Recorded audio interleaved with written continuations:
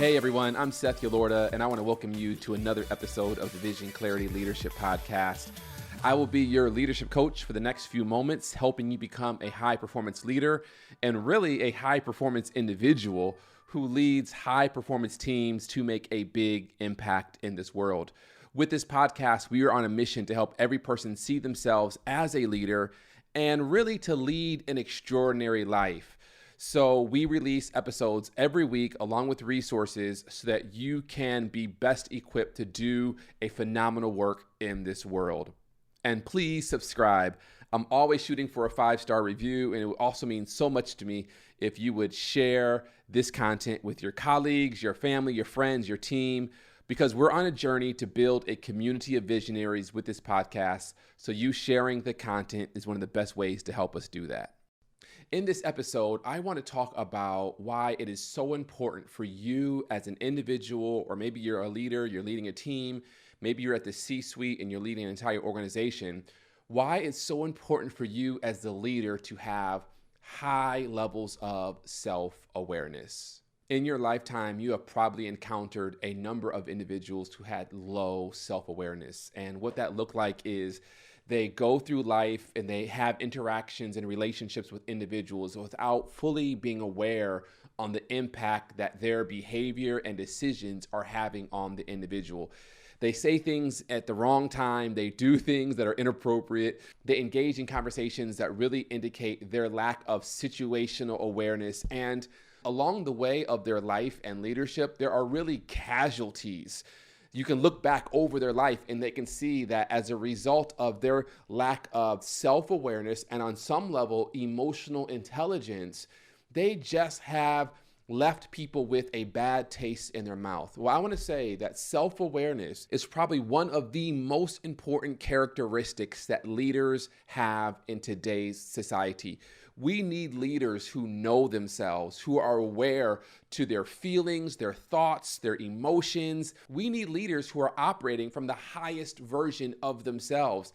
Individuals who have the ability to emotionally regulate. And if you don't have self-awareness, you won't be able to emotionally regulate. You'll find yourself popping off at people, getting into arguments, throwing tantrums. And what's crazy is that if you don't have self-awareness, you think you have self-awareness and you think that your behavior is justified. But around you, everyone realizes this person really has no idea what they're doing or how they're showing up. And so today I want to talk about how you as a leader do show up and the different options you have as it relates to how you show up and being aware of how you show up so that you can make a very conscious decision on the best way for you to present yourself, whether it's in meetings, whether it's to your family, or as you show up in life. The definition that I found for self-awareness is that it is a conscious knowledge of one's own character, feelings, motives, desires, and actions. It involves being able to objectively reflect on one's thoughts, behaviors, and emotions, and understands how they align with one's values and beliefs. Self-awareness allows individuals to recognize their strengths and weaknesses, make informed decisions, and adjust their behavior to achieve personal growth and improve relationships with others. It is a foundational element of emotional intelligence, enabling people to better manage their emotions and respond effectively to different situations. If you don't have self-awareness, you really won't be able to grow through life. You'll find yourself making the same mistakes over and over and over again, not really aware of the choices that you're making or the impact that they are having on you or those around you. The emotional choices even that you're making. So self-awareness is really key in order for you to continue to grow and improve as an individual and as a leader. Now, we don't want self-awareness just for the sake of being self-aware. We really want self-awareness so that we can know how we are showing up in life and so that we can make the necessary adjustments so that we can continue to operate from our higher self. Now, Dr. Stephen Cartman came up with a phenomenal framework that I think is really helpful in helping individuals to be able to identify how they are showing up in a particular situation, specifically during times of conflict and stress. This particular framework is called the drama triangle. And in this drama triangle, just imagine a triangle has 3 points to it. And we're going to think about an inverted triangle so that the main point, the top point, is actually at the bottom. And the way that he describes this inverted drama triangle is that at the very bottom of the triangle is where the victim resides. The victim believes that they are powerless and at the mercy of life's circumstances. They are unwilling to take responsibility for what happened in their life. And so Dr. Cartman basically says that one of the 6 ways that you show up in life is as the victim, especially during times of conflict and stress. And when you show up as the victim, you are in a position where you are blaming everyone else for what's happening around you. Now, this is where self-awareness comes in, because when you have self-awareness, you can stop and you can say, wait, why am I playing victim right now? What's happening internally that is causing me to think that I don't have control over my emotions, over my situation, over the circumstances that I am presented with, or over the decisions that I need to make moving forward? So the first thing that Dr. Cartman outlined is you have to be very aware of when you are playing the victim. Now, the victim is at the bottom of this drama triangle. At the left side, the left point of this triangle is where you have the prosecutor. The prosecutor is that individual who thinks that they must win at all cost, and they are controlling others through blame, criticism, and oppression. And so the prosecutor shows up during times of conflict and stress, and they are determined to get their will done, and they will make everyone else pay hell for it if they cannot get what they want accomplished.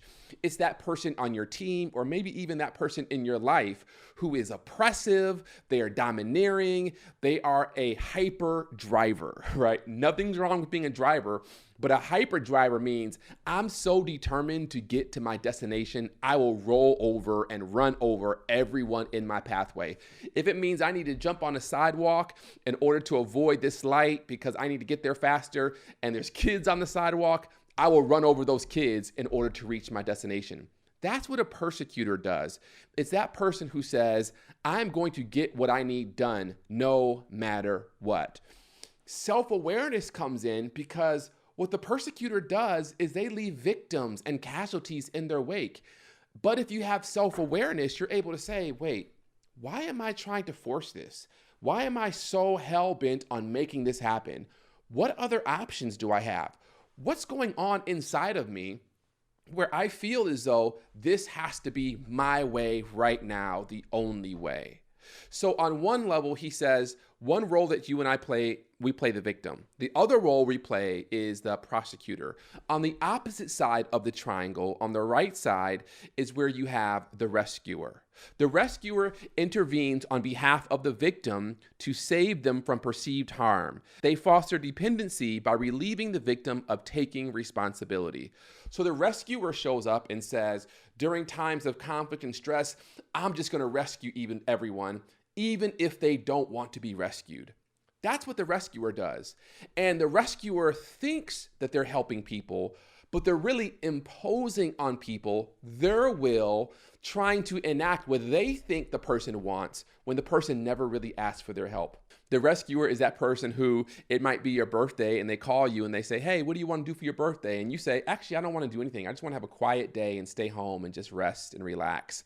And the rescuer is like, no, we're going out. And they come to your house, they drag you out the house, they drag you to the club, they drag you to the restaurant, they drag you to places that you really didn't want to go, but they feel like they don't want you to feel sad on your birthday, so they're going to force you to do what they want to do in an attempt to somehow rescue you from yourself. I didn't ask you to take me out. I told you I don't want to go out. I just want a quiet evening. That's the rescuer. The rescuer on your job is that person who shows up and they're determined to help you accomplish the things that you're trying to accomplish, even though you told them you don't want their help. It's that person who is a do-gooder to the point where it's actually annoying and it's really frustrating. When you have self-awareness, you're able to regulate. And what Dr. Cartman says is that what you and I do is that we bounce between the victim, the persecutor, and the rescuer. Sometimes in one conversation, sometimes throughout one day, maybe even throughout one meeting, where we're constantly bouncing from victim to persecuting to rescuing to victim. And depending on the circumstance and the individual that we're interacting with, we will find ourselves showing up as either the victim, the persecutor, or the rescuer. When you have self-awareness, you're able to say, wait, why am I showing up as the victim? You're able to actually disassociate and to back out of what's happening and to really just observe your behavior, observe your thoughts. Why am I showing up as the victim? Why do I feel like I need to rescue this person? Why am I trying to make everyone do things my way? And as a result of that, you can then make a conscious choice to shift how you're currently showing up to show up as a higher form of yourself. What Dr. Cartman says is that the bottom triangle, which is inverted, this inverted triangle, you are either the victim, the prosecutor, or the rescuer. But on top of this triangle, a correctly verted triangle, you also have the option to be either a creator, a challenger, or a coach. So what he essentially says is that you can go from victim, who's at the bottom triangle, to creator, which is at the top of the triangle above. The creator focuses on vision and the desired outcomes. They take full responsibility for initiating actions to achieve their desired outcomes. So I really love this because in one sense, you can go from victim to creator. And when you have self-awareness, you're able to say, why am I playing the victim? What about this situation do I feel like I'm powerless or helpless to control? And how do I shift that? Because I am not helpless. I am in full control. I am, in fact, a creator. And so what we want is we want to leverage self-awareness to help us not show up as the victim, but to remain leaning in so that we can always be the creator. The creator says, yes, I might be where I am because of some unfortunate circumstances that have happened to me, but I don't have to stay here. I can create a better life, a better team, and a better outcome for myself. So on the top, you have the creator. But then on the bottom two sides of that triangle, you have on one side the challenger, which sits just above the persecutor. The challenger sparks learning by challenging assumptions and the status quo. They focus on improvement and development by holding people accountable for taking action. So rather than me persecuting people and running over them and bulldozing my way to the finish line, I can challenge people. I can encourage them. I can hold them accountable. I can support them. I can challenge the assumptions that I have and that other people have so that we're actually able to achieve a higher level of performance. On the other side of this drama triangle is the coach. And the coach empowers people through inquiry to help them gain clarity. So rather than me showing up as a rescuer, trying to rescue you from staying home, I'm going to show up as a coach and say, oh, wow, why do you want to stay home? What's going on? How are you feeling? What is happening inside of you that's leading you to just want to stay home? Now, there's nothing wrong with staying home for your birthday, but I want to be able to ask reflective questions that if there is something below the surface, I can pull that out of the individual, not by driving it out of them, but just by asking certain questions to help the person gain clarity to how they are currently feeling. Self-awareness allows you to move from victim, prosecutor, rescuer to coach, challenger, creator. And when you are operating as a creator, as a challenger, and as a coach, your team and your life will experience higher levels of performance. So it's not just self-awareness for self-awareness sake. It's actually self-awareness so that we can show up at a higher level and really position ourselves for peak performance, both at work and in life. Now, you might be asking, well, how do I develop self-awareness? And that's a great question. And I just firmly believe that really one of the strongest ways to develop self-awareness is through therapy and through coaching. You have to be able to submit your thoughts and your mindset to someone else who can ask you certain questions to help you really discover who you are and how you're showing up. So if you want to grow as a leader and as an individual, you have to have someone in your life who can help you with your self-awareness. And they do this by providing you feedback. This is what I heard you say. This is how I see you showing up. This is how I'm experiencing you. Now, that can be friends, it can be family, it can be a spouse, but really having someone in a professional setting who can actually provide you that professional feedback is really ideal. I work with leaders all the time, and the high performing leaders are always asking me, Seth, I really want your feedback. What are you seeing me do? And are there any things that I could do differently or better going forward?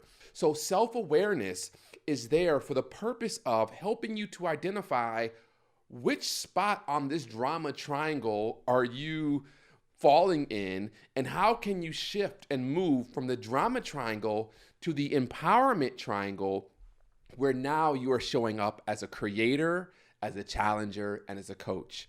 And if you can consistently do that in your interactions with others and on a big level, and really how you do that for yourself, I can almost guarantee you that you will rise above the rest and be successful at whatever you do, because you are constantly showing up as your highest self. Listen, I hope this episode was helpful. And again, I would invite you to visit my website, Vision Clarity Consulting, where you can find more tools and resources. And if you would love to schedule a session with me where we can explore what are your goals, what are some of your roadblocks, and possibly how are you showing up, I would love to have that conversation with you. So you can always go to my website and you can schedule a time for us to talk. I pray that as you go into this new week, that you will continue to grow as a leader and as an individual so that you can accomplish all the things that you set your heart to do. Have a wonderful day.